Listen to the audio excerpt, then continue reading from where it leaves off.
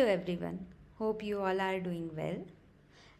हमने first lecture में देखा था कि सेल को बेसिक यूनिट क्यों बोलते हैं, देन डिस्कवरी ऑफ सेल किसने की, सेल थ्योरी क्या है, वेरियस सेल्स कैसी थी, देन यूनिसेलुलर मल्टीसेलुलर ऑर्गेनिजम्स देखे एंड सेल स्ट्रक्चर देखा। आज हम देखेंगे सेल स्ट्रक्चर। इसमें plasma membrane, cell wall, cytoplasm and cell organelles देखेंगे। ओके, डिफरेंट सेल ऑर्गेनेल्स क्या कौन कौन से हैं, उनका फंक्शन क्या क्या है। फाइन। फर्स्ट हम देखते हैं सेल स्ट्रक्चर। ये एनिमल सेल है और ये प्लांट सेल है। दोनों सेल के स्ट्रक्चर थोड़े डिफरेंट हैं बिकॉज दोनों का फंक्शन भी अलग होता है। एनिमल एक जगह से दूसरी जगह मूव करते हैं और प्लांट एक जगह पे स्टेगनेंट रहते हैं। ठीक है, कुछ कुछ ऑर्गेनल्स इन दोनों में डिफरेंट है। फाइन। फर्स्ट है सेल वॉल, जो सिर्फ प्लांट सेल में है। ओके, एनिमल सेल में सेल वॉल नहीं है। Then plasma membrane, cytoplasm, nucleus, endoplasmic reticulum, ribosome, Golgi apparatus, mitochondria, lysosome mostly animal cell में ही होते हैं, प्लांट सेल में जनरली नहीं होते हैं। क्लोरोप्लास्ट प्लांट सेल में होता है। वैक्यूल्स दोनों में होते हैं, बट एनिमल में देखोगे छोटे छोटे से हैं एंड प्लांट में एक ही बड़ा सा वैक्यूल है। तो हम ये सारे सेल ऑर्गेनल्स और स्ट्रक्चर्स को आज देखेंगे और इनके फंक्शंस देखेंगे। Okay, so let's start with plasma membrane. Plasma membrane ये आउटर कवरिंग है। आउटर कवरिंग, कोई भी चीज़ में आउटर कोई चीज़ है तो वो उसको प्रोटेक्ट कर रही है। Okay, so it is compose of lipid and protein. Lipid protein की बाई लेयर है, मतलब डबल लेयर है। Okay, so as you can see here, ये लिपिड्स हैं और ये प्रोटीन्स है, ब्लू वाली ये प्रोटीन्स हैं। तो इनसे मिल कर के ये एक प्लाज्मा मेम्ब्रेन बनी है। ओके, इसमें हाइड्रोफिलिक हेड है और हाइड्रोफोबिक टेल है। हाइड्रोफिलिक मतलब जो वाटर लविंग है, इसलिए वाटर की तरफ है, और ये हाइड्रोफोबिक है। फोबिक मतलब जो डरा हुआ है, तो वाटर से दूर है। ओके, ये प्लाज्मा मेम्ब्रेन का स्ट्रक्चर है।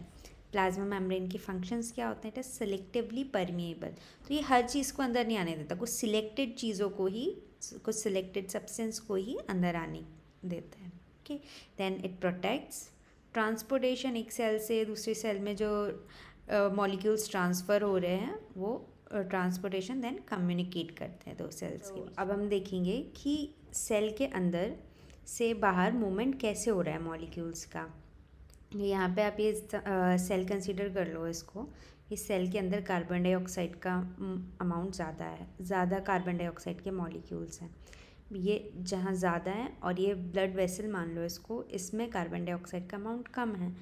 तो यहाँ पर क्या हो रहा है? यहाँ पर ज़्यादा हायर कंसनट्रेशन था, हायर कंसनट्रेशन से लोअर कंसनट्रेशन की तरफ मूव किया।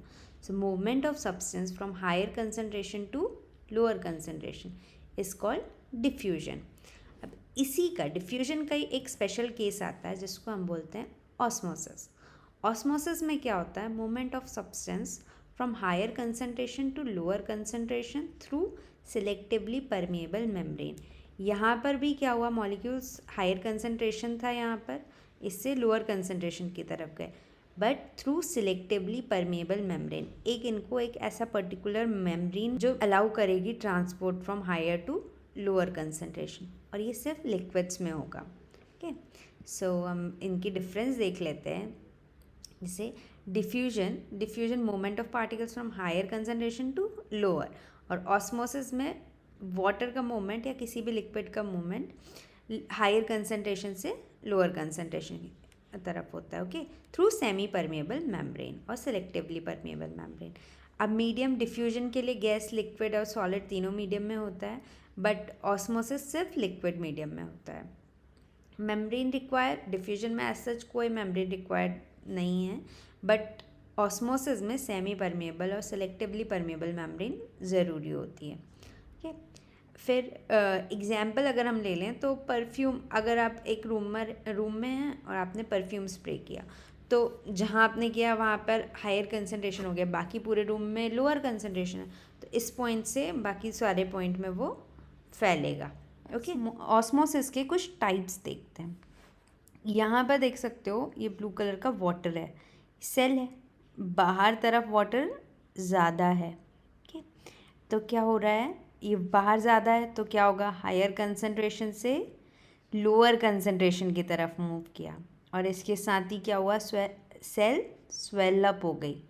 एक एग्जाम्पल किशमिश का देखते हैं। किशमिश को हम रात में गला के रखते हैं तो क्या होता है, वाटर वो एब्जॉर्ब कर लेता है और स्वेल अप हो जाता है। सो इमेजिन करो ये किशमिश है, हमने इसको गला करके रखा रात में, अब इसने क्या किया, वाटर एब्जॉर्ब कर लिया रात भर में और ये स्वेल अप हो गया। ओके, नेक्स्ट केस है आइसोटोनिक सॉल्यूशन। आइसोटोनिक में सेल के बाहर और अंदर सेम कंसंट्रेशन है वाटर का, तो ना अंदर मूव होगा ना बाहर होगा, अपनी जगह पर रहेगा, साइज भी सेम रहेगा सेल का। ओके, नेक्स्ट केस है हाइपरटोनिक सॉल्यूशन।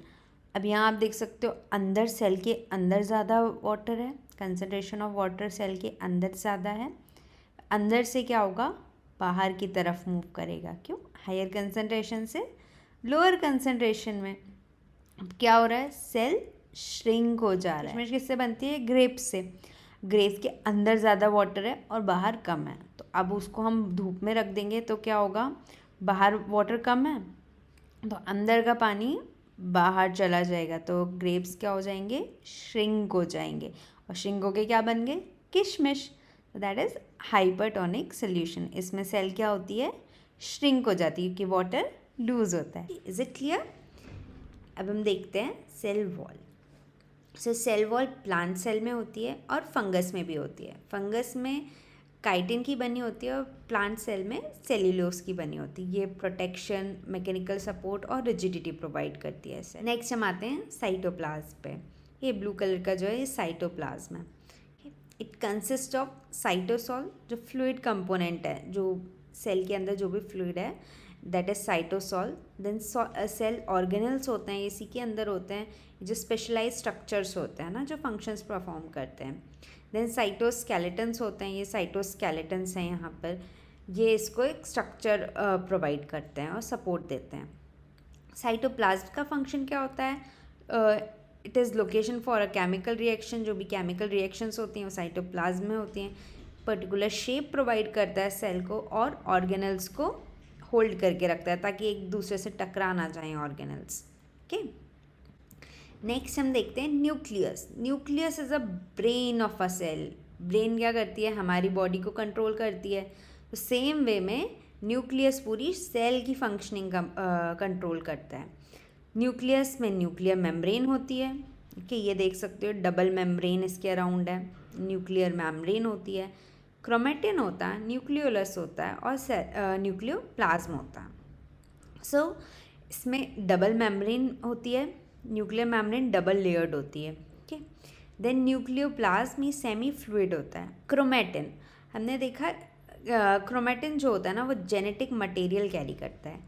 यहाँ पे हम देखते हैं कि ये जो डीएनए है, हमें डीएनए जो होता है वो हमारा जेनेटिक मटेरियल होता है कि पूरी हमारी जीन्स, हमारी इन्फॉर्मेशन जो भी है जेनेटिक, वो सारी हमारे डीएनए में होती है। डीएनए का एक पार्ट होता है उसको जीन बोल देते हैं, उसमें सारी इन्फॉर्मेशन है। जो पर्टिकुलर इन्फॉर्मेशन चाहिए कि आपकी आइज़ कैसी होनी चाहिए, आपके पेरेंट्स के जैसी, अपनी नोज़ कैसी होनी चाहिए, सारी इन्फॉर्मेशन जीन में रहेगी। ओके, अब ये डीएनए ऐसा स्ट्रक्चर होता है, ये क्वाइल्ड अप हो जाता है हिस्टोन प्रोटीन पर। ये येलो कलर के हिस्टोन प्रोटीन होते हैं, फिर ये ऐसा थ्रेड लाइक स्ट्रक्चर बना लेते हैं जिसको बोलते हैं क्रोमेटिन। क्रोमेटिन थोड़ा कंपोज होकर के क्रोमोजोम एक्स लाइक स्ट्रक्चर है, ऐसा क्रोमोजोम बना लेता है। ठीक है, सो ये है क्रोमेटिन फाइबर। ठीक है, अब यहाँ पर एक ये जो ऑरेंज कलर का दिख रहा है इसको न्यूक्लियोलस बोलते हैं। अब ये राइबोसोम को प्रोड्यूस करता है, इसके अंदर राइबोसोम प्रोड्यूस होते हैं। सो न्यूक्लियस का फंक्शन क्या होता है, इट रेगुलेट सेल फंक्शनिंग। सारी सेल की जो भी फंक्शनिंग है वो रेगुलेट कौन करता है, न्यूक्लियस। स्टोर जेनेटिक इन्फॉर्मेशन, हमने देखा क्रोमेटिन में पूरी जेनेटिक इन्फॉर्मेशन है। देन राइबोसोम प्रोड्यूस करता है प्रॉपर सेल डिवीजन, सेल जब डिवाइड होगी फर्दर तो उसको इंश्योर करता है। ओके, नेक्स्ट हम देखते हैं यूकैरियोटिक एंड प्रोकैरियोटिक सेल। तो न्यूक्लियर मटेरियल के बेसिस पे दो तरीके की सेल होती हैं। यहाँ पर आप देख सकते हो सेल थोड़ी डिफरेंट दिख रही है, ये सेल थोड़ी डिफरेंट दिख रही है। ये न्यूक्लियस है इसका, ये इसके अराउंड क्या थी, हमने देखा था डबल लेयर्ड की न्यूक्लियर मेम्ब्रेन थी, पर ये न्यूक्लियर मटेरियल के अराउंड कोई मेम्ब्रेन है क्या? नहीं है। इसके साथ दोनों के पास में सेल वॉल है, प्लाज्मा मेम्ब्रेन है, साइटोप्लाज्म है, ओके, राइबोसोम्स भी हैं, बट न्यूक्लियर के अराउंड मेम्ब्रेन नहीं है। So this type of cell is known as prokaryotic cell, जिसके न्यूक्लियस के अराउंड न्यूक्लियर मेम्ब्रेन नहीं होती। Okay, so prokaryotic cells, bacteria prokaryotic cell होता है, ओके, और यूकैरियोटिक सेल एनिमल्स में, प्लांट्स में, हम में यूकैरियोटिक सेल्स होती है। फाइन, अब हम नेक्स्ट देखते हैं एंडोप्लाज्मिक रेटिकुलम। सो ये जो चैनल लाइक स्ट्रक्चर है, this is endoplasmic reticulum. Channel है, नेटवर्क है, तो ये क्या करेगा? ट्रांसफ़र का काम करेगा। Okay, it provide large area for a metabolism. This network of membranes tubules. अब आप देख सकते हो यहाँ पे दो टाइप के, किसी में डॉट डॉट डॉट डॉट है और इसमें डॉट डॉट नहीं है। जिनमें डॉट डॉट है, these are rough endoplasmic reticulum. इनके ऊपर क्या है? राइबोसोम। राइबोसोम ये ऐसा होता है, इसको बोलते हैं प्रोटीन फैक्ट्री। तो ये जो राइबोसोम है, ये हमने देखा था, ये यहाँ से प्रोड्यूस हो रहा है और यहाँ से निकल के आएगा ये इस पर एंडोप्लाज्मिक रेटिकुलम के ऊपर। अब ये राइबोसोम इसकी सरफेस पे होता है, तो ये रफ स्ट्रक्चर दिख रहा है इसका, इसलिए इसको रफ एंडोप्लाज्मिक रेटिकुलम बोल देंगे। वहाँ पर क्या हो रहा है? राइबोसोम्स प्रोटीन को सिंथेसिस कर रहा है। देन ये स्मूथ एंडोप्लाज्मिक रेटिकुलम, इसमें राइबोसोम नहीं है तो स्मूथ दिखता है। ये सिंथेसाइज करता है लिपिड्स को और and also detoxify the chemicals in our body. Okay, अब एंडोप्लाज्मिक रेटिकुलम का फंक्शन क्या होता है? It provide large area for metabolism. Metabolism के लिए लार्ज एरिया प्रोवाइड करता है, कैल्शियम को स्टोर करता है, ट्रांसपोर्ट करता है, देन प्रोटीन सिंथेसिस कर रहा है, प्रोटीन सिंथेसिस हो रही है, देन मेम्ब्रेन बायोजेनेसिस करता है, it also produces cell membrane. Okay, next हम देखेंगे गोल्गी एपरेटस। यहाँ ये जो ग्रीन कलर का दिख रहा है, दिस इज गोल्गी एपरेटस। तो अब गोल्गी एपरेटस की डिस्कवरी की थी कैमिलियो गोल्गी ने। इन्होंने देखा था इसको, गोल्गी एपरेटस को, सेल में।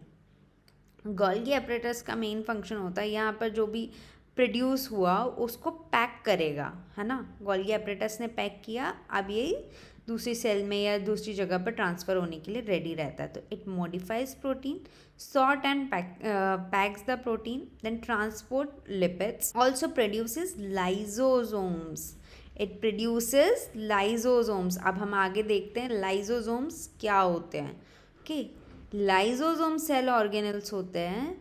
These are also known as suicide bags और डाइजेस्टिव बैग्स। क्यों? क्योंकि ये क्या करते हैं, इनके अंदर एक एंजाइम होता है, that is hydrolytic enzyme. Hydrolytic enzyme क्या करता है, जैसे कोई भी सेल ऑर्गेनल है, ये हमने देख लिया माइटोकॉन्ड्रिया, ओके, या फिर एंडोप्लाज्मिक रेटिकुलम देख ली। अब ये अच्छे से फंक्शन नहीं कर रही है तो क्या होगा, ये उसको डिस्ट्रॉय कर देगा। अब पूरी सेल ही सही से फंक्शन नहीं कर रही है तो ये लाइजोसोम खुद बर्स्ट हो जाएगा और पूरी सेल को डिस्ट्रॉय कर देगा। So that is why it is known as suicide bag. Okay, इसका फंक्शन क्या हो गया, डाइजेस्ट कर लेगा, वेस्ट को रिमूव कर देगा। ओके, डिफेंस कैसे करेगा, कोई भी फॉरेन पार्टिकल आया अंदर तो ये उसको जा करके हाइड्रोलिटिक एंजाइम से उसको डिस्ट्रॉय कर देगा। ओके, हाइड्रोलिटिक एंजाइम क्या होते हैं, which break down molecules by adding water on it. Okay, अब लाइजोसोम ऑटोफैगी परफॉर्म करता है, that is a process where cell digest its own components, है ना। अपने ही सेल ऑर्गेनल्स खा रहा है तो it digest its own components. Clear है। अब नेक्स्ट हम देखते हैं mitochondria. Mitochondria is known as power house of a cell.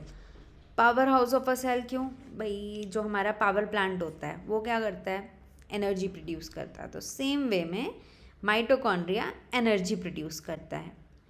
इसके पास भी डबल मेम्ब्रेन होती है। हमारे पास में रेस्पिरेशन से ऑक्सीजन आई और न्यूट्रिशन से हमारे पास में ग्लूकोज आया, तो ये आकर के सेल के अंदर आ गए। अब सेल के अंदर ग्लूकोज कन्वर्ट हो गया पायरूवेट में, अब ये इसके अंदर चला जाएगा माइटोकॉन्ड्रिया के अंदर, माइटोकॉन्ड्रिया उसको और तोड़ करके यहाँ से निकाल देगा एनर्जी, किस फॉर्म में, एटीपी।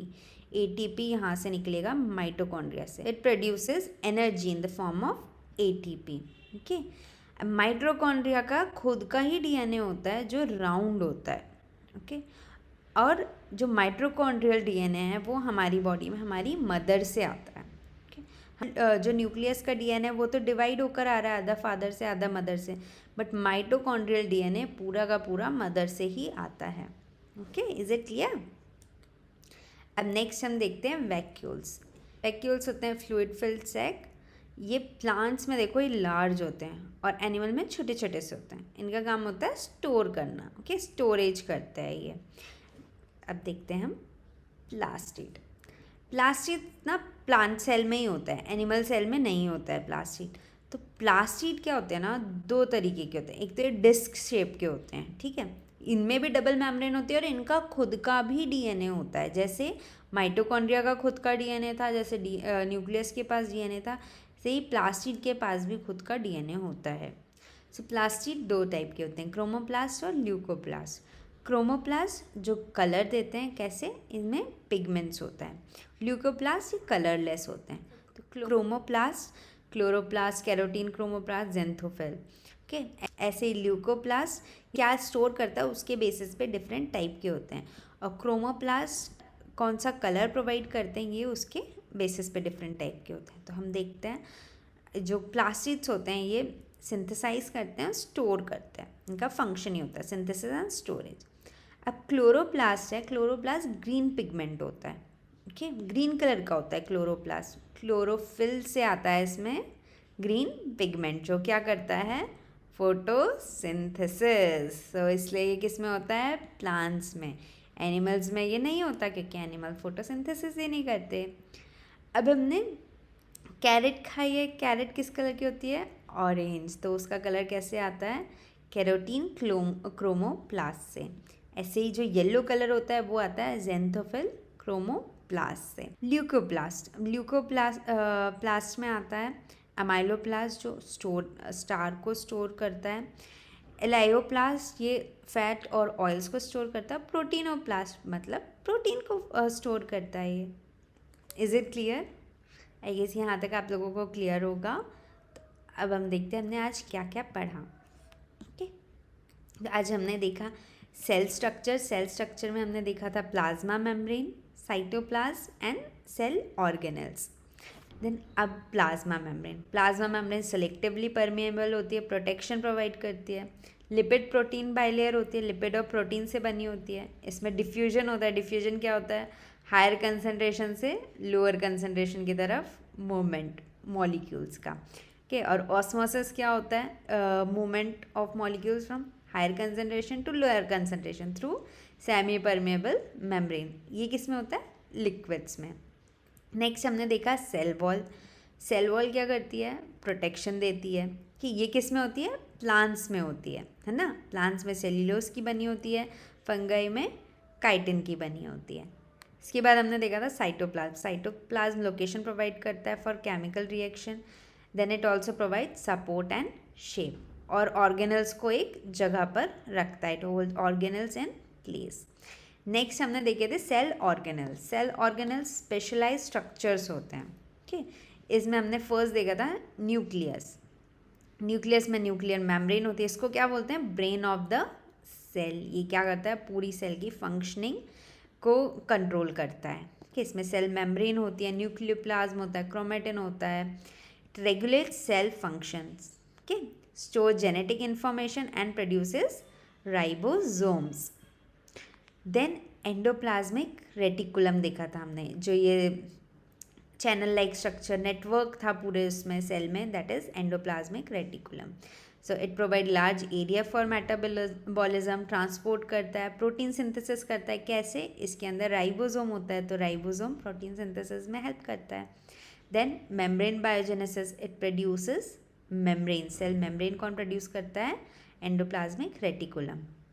दो तरीके के थे, रफ एंडोप्लाज्मिक और स्मूथ एंडोप्लाज्मिक। रफ क्यों था, क्योंकि उसमें राइबोसोम था, वो प्रोटीन प्रोड्यूस करता था। स्मूथ में लिपिड प्रोडक्शन होता है। नेक्स्ट हमने देखा था Golgi apparatus. Golgi apparatus Camillo Golgi ने डिस्कवर किया था। इसका फंक्शन होता है storage, modification and packaging. Okay, next हमने देखा था लाइजोसोम। लाइजोसोम्स को क्या बोलते हैं? सोसाइट बैग्स। ये क्या करते हैं? खुद बर्स्ट होकर के सेल को सोसाइट करा देते हैं। इनका फंक्शन क्या था? Digestion, waste removal and defence. Then mitochondria हमने देखा। Mitochondria is a power house of a cell. क्या करेगा? एनर्जी को प्रोड्यूस करेगा in the form of ATP. Okay, और ये क्या होता है? डबल मेम्ब्रेन होते हैं। देन हमने वैक्यूल्स देखे। वैक्यूल्स का फंक्शन क्या है? Storage, provide turgidity, rigidity.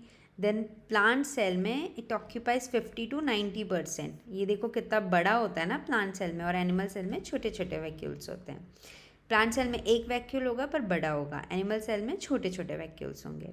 Next हमने देखा था प्लास्टिड। प्लास्टिड्स क्या करते हैं?